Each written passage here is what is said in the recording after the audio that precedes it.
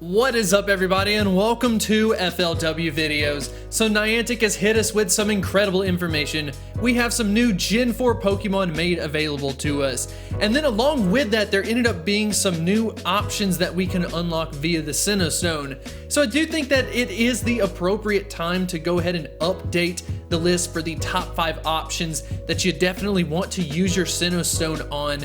But in the meantime, I do want to go ahead and show you just some of them that you probably want to avoid that I went ahead and evolved just for more or less the Pokédex. So we do have like Lakey, for example, and then I did do a couple of other ones, but I'll definitely show it throughout the video. And then we have a couple of things to talk about in regards to a potential move shakeup, but I'll definitely have that towards the end of the video. But anyways, if you do enjoy this type of content, make sure to hit that like button and subscribe. But without further ado, let's go ahead and get into the video.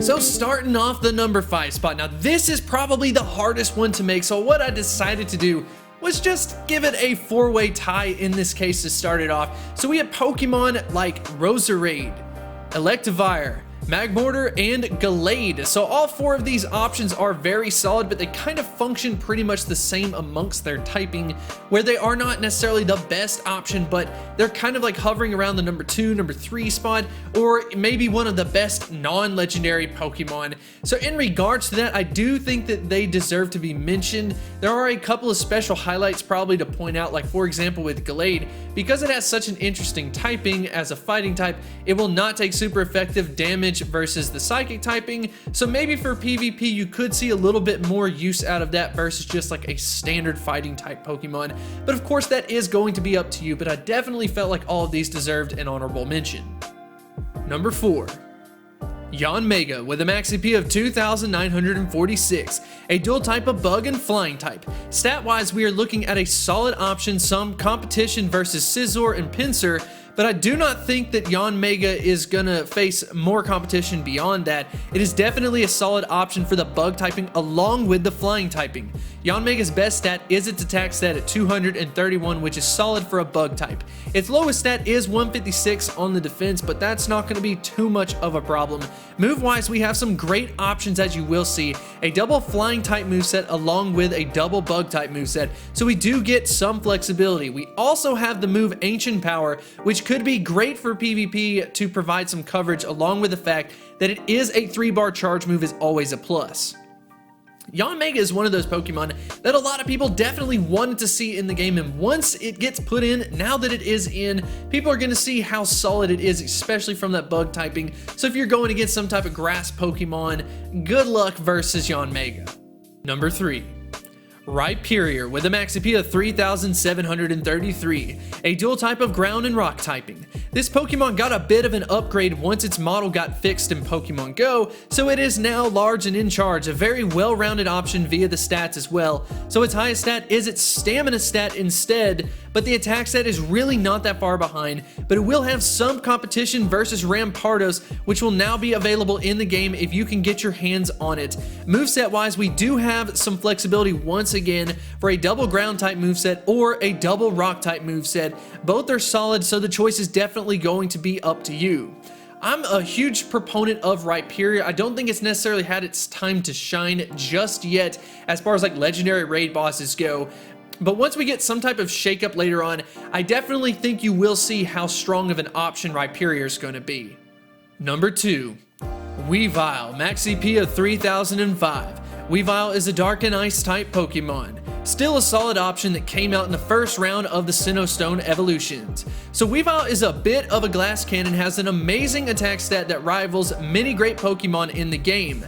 Then when you take a look at the moveset, you will actually have some flexibility once again with a double dark or the double ice type moveset. It really does well with both, so it just depends on what you want to use it for and what you want to focus it on. May that be the raids, PvP, or the gym battles. Once again, this option is a very solid option besides like Tyranitar, for example. If you want something with a little bit more of a punch quicker out of the gate, Weavile is not going to last as long in some type of raid battles or whatever, but it will be able to get off quite a bit of damage. So if you are in larger groups, I do think it is worth it to use Weavile instead of something like a Tyranitar. So definitely consider using it.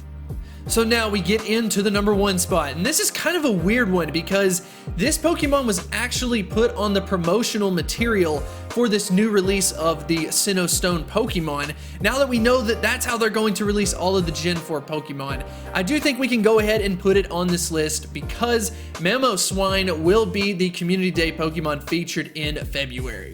So Mamoswine, with a max HP of 3,328, a dual type of ice and ground typing. Very well rounded as far as the stats go. The attack stat is off the charts, but like I said, it is a solid option really all around the 3 stats. And moveset wise, we do have some options via that double ground moveset or the double ice moveset, but with the Community Day being added in, there's definitely going to be an update to this, but keep that in mind. We don't know exactly what the move is at this time, and if you're watching it later on, you already know that we got the new moveset, but regardless, Mamoswine is a solid option as long as we have these movesets available. And then if we get something completely different, maybe just kind of like out of nowhere for coverage, that would be great too from a PvP perspective. So yeah, those are the top 5 options that I have. Now what's really cool about this is along with some of these Pokemon being added in, as far as like the news goes from Pokemon Go, we end up seeing some news related to some new movesets becoming available, which is very peculiar. For example, it talked about Machamp gaining access to a new rock move. So here I am with a Stone Edge Machamp that's a legacy move. Now it's gonna get a better move from the rock typing. So it's kind of like, well, what the heck are we gonna do? You know, we've got some new move pools coming out, so that means that we'll probably see some new legacy move Pokemon. So definitely make sure that you have kind of like some weird movesets just in case they decide not to expand the pool but replace a move. That would be, you know, a little unfortunate. Obviously, more flexibility would be great for us. But then other than that, they also mentioned that some moves that were previously kind of weaker are now going to be stronger. Maybe some stronger moves are now going to become less weak. So we may see some 1-bar charge moves become 2-bar. We may see some move that is a 1-bar now get more damage output. So it may still stay as a 1-bar, but now it's become more viable just because of the damage. So there's going to be a major shakeup in regards to the movesets, and I am so excited about that. But once all of that ends up coming through, you can bet I will make a video. And if you want to stay up to date on that, definitely hit that like button and subscribe, and I will see you next time. I wanted to extend a huge thank you to the supporters over at Patreon. You definitely make this possible, and I 100% appreciate this support. If you are interested in supporting my channel on Patreon, definitely feel free to check out the link in the description.